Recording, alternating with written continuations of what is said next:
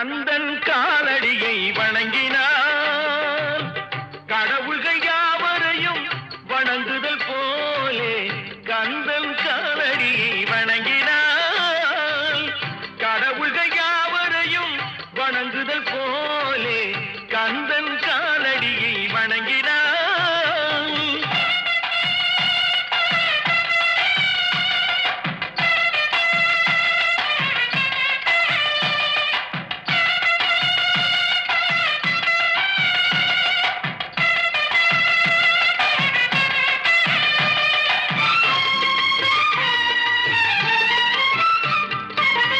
தந்தை பரமனுக்கு சிவகுருநாதன் தாயார் பார்வதியின் சக்திதானே வேலன் சிவசக்திதானே வேலன்.